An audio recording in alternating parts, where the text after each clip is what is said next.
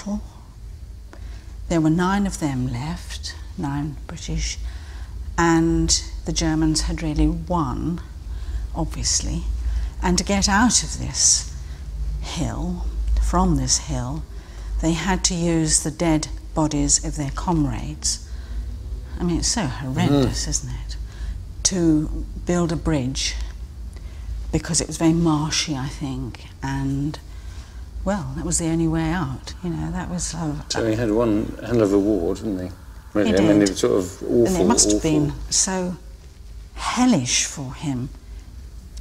And do you think, I mean, obviously towards, you know, the end of his life, when I knew him, and I remember him as, you know, as a very sort of gentle, friendly, you know, grandfather, wasn't he? Yes, he was lovely. Yes, he was.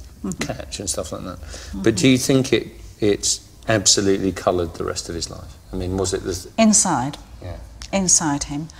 He woke every morning at 6 or just before and got up, because he said the thoughts that crowded in were too terrible, and to get away he'd go into the garden, and he tended our garden so beautifully, and it was his salvation, I think. It's not something you'd really ever get over, is it? No, no, no, no. Just sounds like he had a horrific time, really. The story that Margaret told me about my grandpa being, you know, one of 9 men left after a battle. I didn't know any of that at all. You know, I want to know where that was and what happened. I need to get to the bottom of that, I think.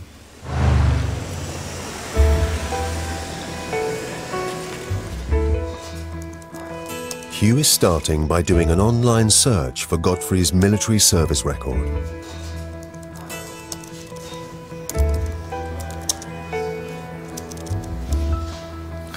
So here he is, Godfrey Parker Hinnells, Bury St Edmunds, age 20 years and 4 months, that's him.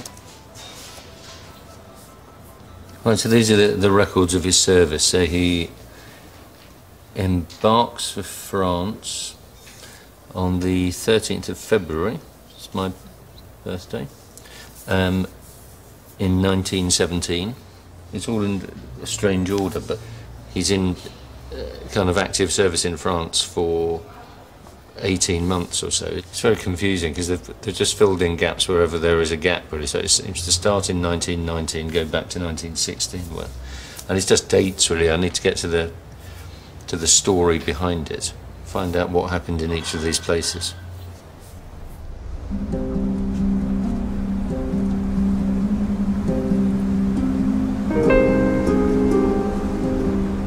I'm aware that this is a very different kind of journey. He left on the 13th of February 1917, presumably on a troop ship, going out to a very harsh training camp. You know, by contrast, I'm on a nice, warm ferry heading, I hope, for a hotel. It must have been deeply frightening, I think, when you know that the next step is action. You must kind of look back and just think, I wonder if I'll ever get back there again.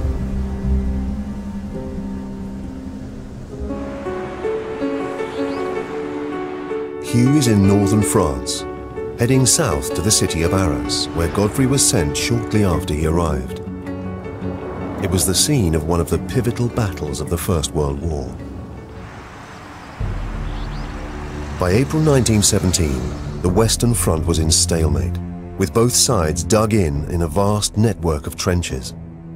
To break this deadlock, the British launched a major offensive against the German trenches outside the city of Aras.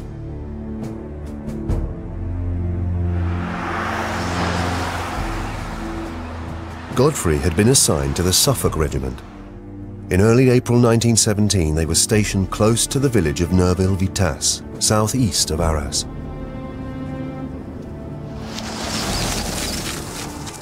To find out what they were doing there, Hugh has arranged to meet battlefield historian Jeremy Banning at a military cemetery on the outskirts of the village.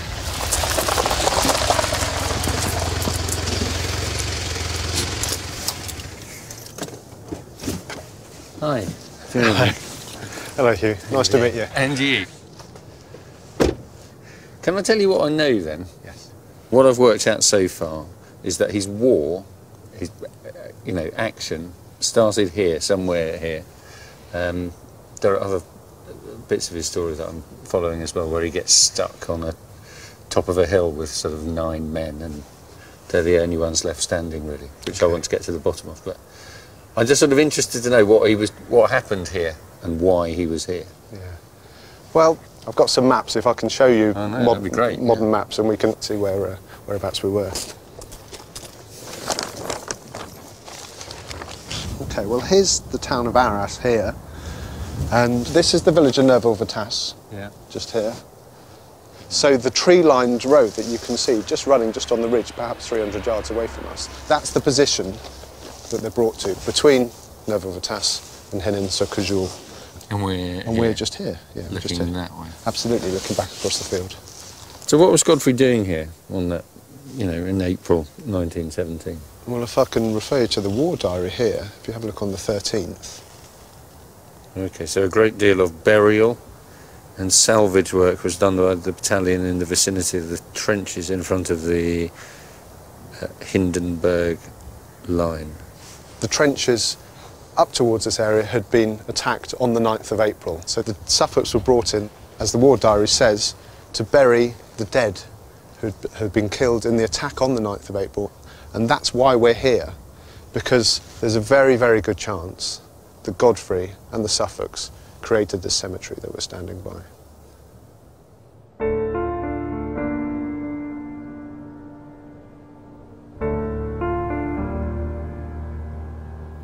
The weather was bitterly cold and it snowed heavily. Well, so it's snow here. Yeah, the bodies of the men who'd been killed in this attack would have been lying under a blanket of snow. And so Godfrey's role would have been to find those men underneath that snow and dig into it, into the snow, to try and recover that body. A lot of the bodies would have been blown into pieces as well, so they would have been in a pretty dreadful state. So a horrible job.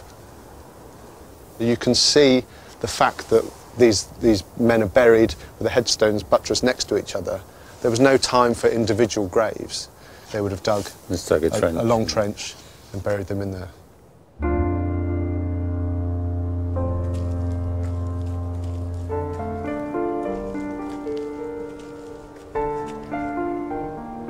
For someone who hasn't yet been to war, that must be, it's pretty harrowing stuff, isn't it? You have to kind of thinking, well, I'm next, aren't you?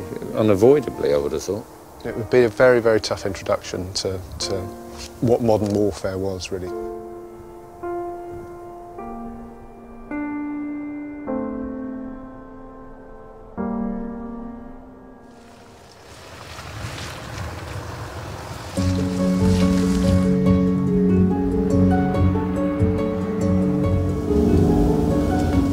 So we're coming up now, we're coming up onto this high ground of Hennin Hill, and the German line ran across to the left, just behind the ridge. And if you look in front of you to the left, you can see the remains of the German strongpoint here.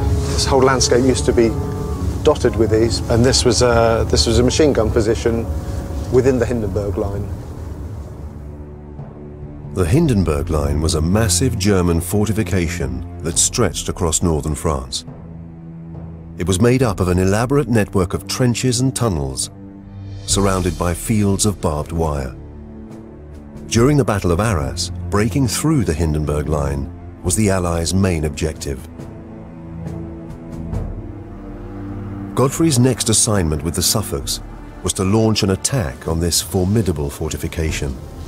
Anywhere here? Yeah, perhaps if we stop in there, then we can pull up on the right here. Jeremy has brought Hugh to the site of the attack. The Hindenburg line itself was 2 lines of trenches, and we're between the 2. And the reason we know where we are is because you can see this white chalk line in the field running through there. Can you see the residue on the surface? Yeah. So that gives you the perfect line of the support line of the Hindenburg. And that is because that had been dug down into the chalk, and so it leaves a perfect scar on the landscape. The Allies had already seized a short stretch of the Hindenburg line north of this area. The plan was for Godfrey's Suffolk Battalion to enter the German trenches in the north and fight their way down using grenades, killing and capturing German soldiers as they went.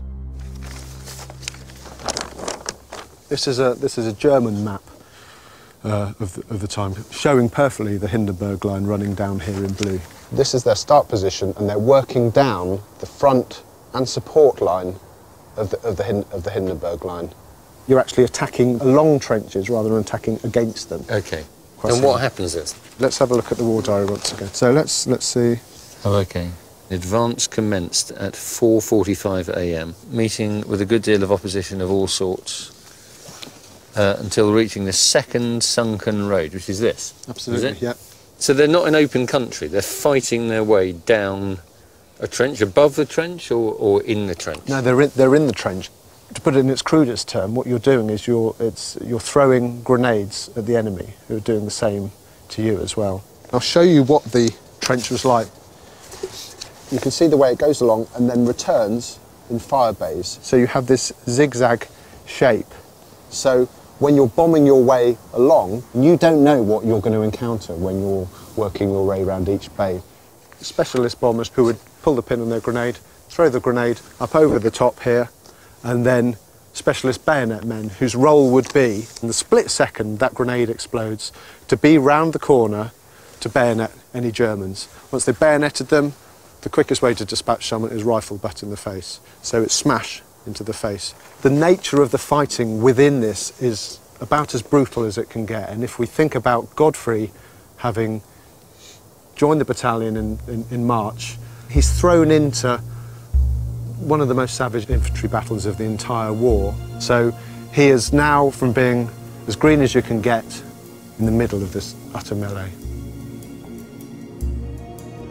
3 hours after starting their attack, Godfrey and the Suffolks were within 200 yards of their objective. But there their progress was halted. The Germans began a fierce bombardment of the trenches from a neighbouring village, and the British were forced to retreat. There's a series of memoirs left by a man called Captain Stormont Gibbs, who was the adjutant of the 1st 4th Suffolks. Oh, well, this is of this actual attack? Absolutely, yes. We calculated that not more than half the battalion could be left to hold 2 miles of trench. So they've lost, they've lost that number of men, is that right? As you go down. Soon came the news that we had no one left in the front trench. All were wounded or madly trying to escape with the wounded. Then came the report that our bombs, which we kept hurling up to the front, were duds and so were useless. When the enemy had driven us back for a considerable distance along our front line, he was of course able to work down the communication trenches and get in behind our men. They tried to save themselves by bolting across the open, but they ran into barbed wire and were mopped up to a man by machine guns. Wow. So they lost half their men. They lost half their men, yeah. And ended up at the end of the day exactly where they started. Of around 700 men who began the attack on the Hindenburg trenches, just 350, including Godfrey, survived. What an introduction to combat that is, really. It's very brutal. It's very brutal. It's almost impossible to imagine the noise and the horror of finding yourself in something like that. You're just fighting for your life, and the way that you have to fight for your life is to kill lots of Germans as you go. It's impossible to imagine what the effect is, really. By the end of the Battle of Aras, the Allies had taken hardly any ground, yet the cost to human life was immense. In 5 weeks, the Allies suffered nearly 160,000 casualties, an average of over 4,000 men a day.